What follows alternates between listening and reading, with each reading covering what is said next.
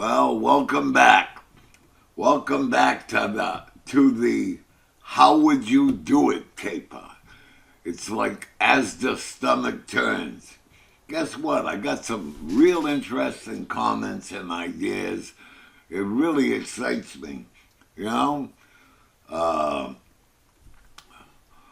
well, I didn't. The comments is what drives all of this, and the ideas is what drives all of this. All right. Let me. I'm gonna. Well, let's read the subject. Four jaw or three jaw dash 002. What's the dash 002? That's pot two. That's how you guys in YouTube land say things. Pot two. Okay. Let me take you to my CAD drawing.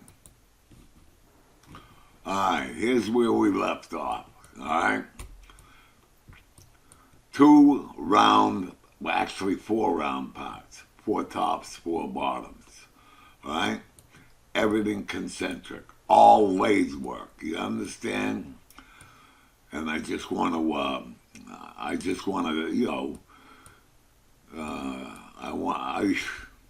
want you to remember what the hell we did. I put some text in, concentric, concentric, concentric, concentric. Can you say that after me? Everything's concentric. All right? I want to show you a couple subtleties and some advantages as to how I'm going to do this. All right? You see this?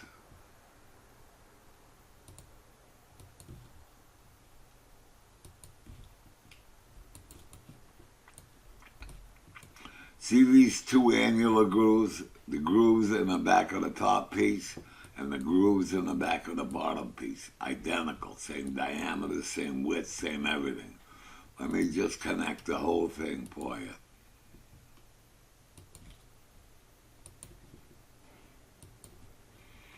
See, that shows you. Kind of strange though. The top has a bigger diameter than the bottom, but the grooves are exactly the same. Same diameter, same depth, same everything. Alright? And I'm gonna give you a layout. Let me show you what I'm gonna do. This is an 8-inch 3-jaw chuck. Steel jaw. See, it says soft. Steel, soft jaw, made of steel. Some guys make them out of aluminum. I don't do aluminum. My standard response to aluminum is I wrap my sandwiches in better shit than that. But I'm not knocking it. Aluminum is out there, does a good job. Guys love it. I don't happen to like it. Alright? Anyways, I'm showing you here the three jaws, right? This little square area here, you see it? That's the scroll in the back. That's this back here. See this? Just giving you an idea which way the wind blows. I'm showing two different parts. I'm showing you this chuck that red circle is a board section.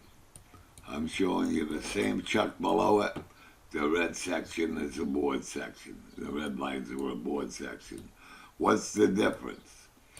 All right, let me show you the top row right here where the mouse is going. See all them chucks and all that shit? Is a top row and a bottom row. What did I draw so many? So that I don't have to screw around and I can get this video done quickly, all right? You see this part right here? Same part here, just a different view. This part is going to go into these board jaws, all right? You see this ring? Looks like an old tire. That's guys use what they call truing rings. We're gonna make believe that we got a truing ring here, right? So I'm gonna bore the jaws to do different diameters. You see the two different diameters? One here and and one here. All right.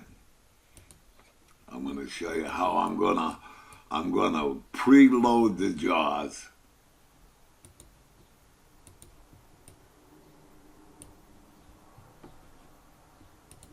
With that truing wing. Here's the truing wing. I cut it in half and sectioned it so you could see it, okay?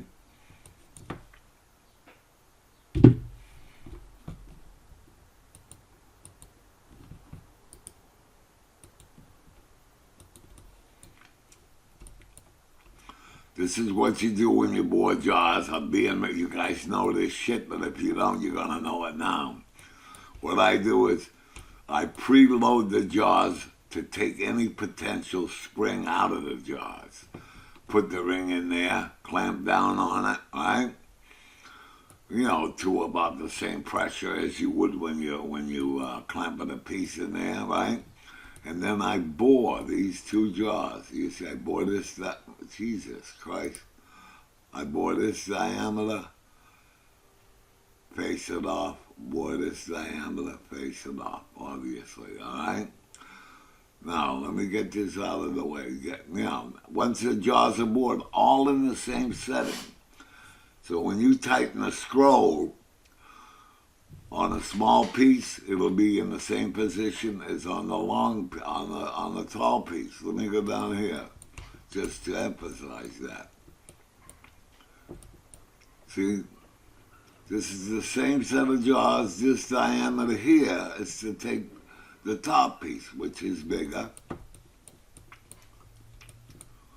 This diameter here is smaller to take the bottom piece, which is smaller. Wow, that makes sense.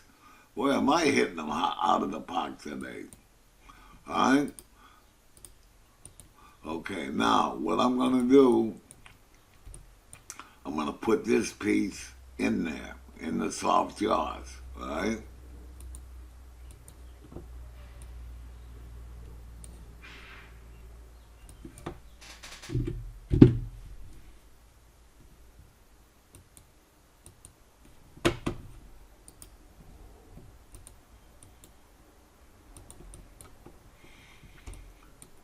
You see how it just fits in there? It's got that little chamfer there, so it don't hang up in the corner. You see that? All right? Okay. But, you know what's nice about the board jaws? I could flip this piece around and do the work in the front. I'll show you. Here's the piece flipped around. You see it? I'm going to put that in the jaws. Same jaws.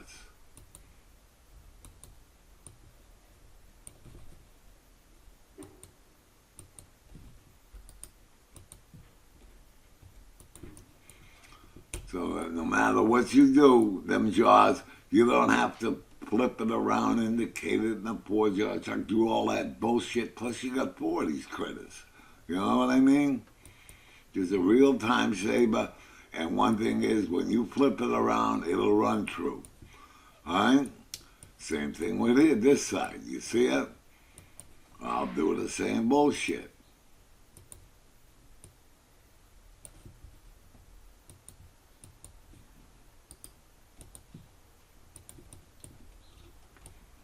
See it? Now let me go back.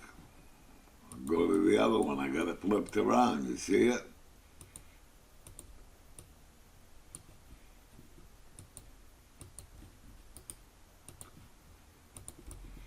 Isn't that sweet? So the board jaws let you flip it in and out, backwards and forwards and all that bullshit. All right? And it doesn't matter whether it's the top piece or the bottom piece. They all go in the same jaws. Real kick-ass. Real time saver. Now we're talking four of each. Can you imagine if you had to flip it around and indicate and go through that shit? All right? All right. Now I'm going to show you a move that'll dazzle the shit out of you. You know why? I know it'll dazzle your ass. It dazzles mine. And I'm not easily dazzled, all right?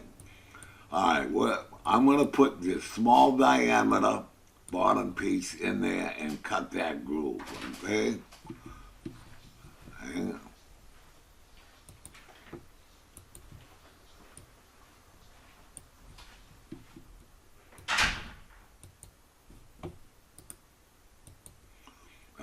see it in there?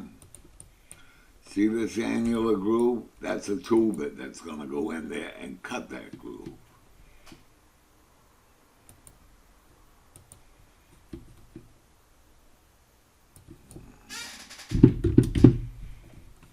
Hang on.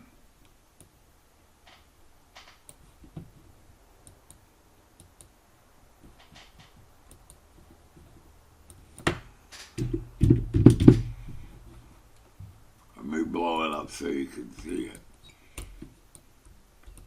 There's your tool bit in red. You see that? You go in there, you touch off. With your indicator or DRO, you go to the required depth. See it?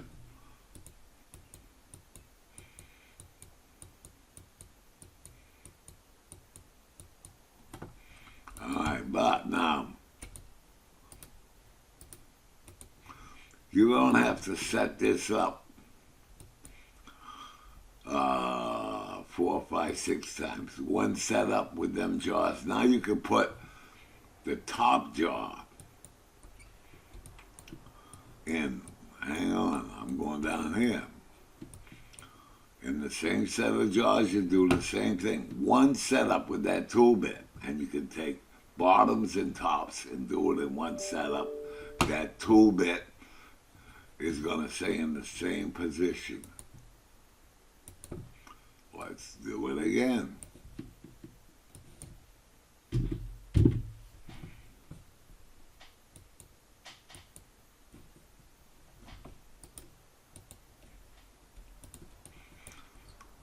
Understand, this tool bit hasn't moved. You got that sucker locked in.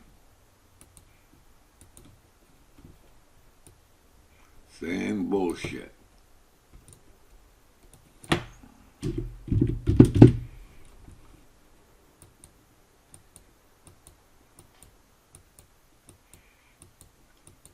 Right here you touch off, go into the required depth, and you're golden. One setup, 8 pieces. Never had to move the tool. Isn't that slick? Alright. Alright, now. I think I showed you everything. I really don't know. Oh, yeah. See all this bullshit I'm doing? I'm actually going to do it in live on camera. All right? A Star is Born. Who's behind those Foster Grants? But I'm prepping you to let you see what the hell I'm going to do. This is in the planning stages. All right? Well, I got a question, though. I watch a lot of YouTube videos. I can't remember when I saw anybody bore a set of soft jaws, whether they're steel or aluminum. I was doing this, boring these jaws, when I stepped off the covered wagon. That's not, I don't know anything special. This is common knowledge. My question is, it doesn't appear to be the normal protocol. I couldn't live without soft jaws in the work I do. I don't get it. All right? Could you guys comment on that? Straighten me out, Like they say in the old auto body shop, come on down, we'll straighten you out. Alright, I gotta cut it a little short. I gotta knit an Afghan. Let's go through the routine. Pay it forward. Let's not beat each other up.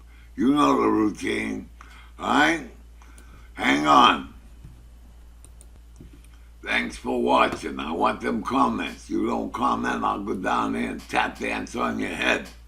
You have a nice day.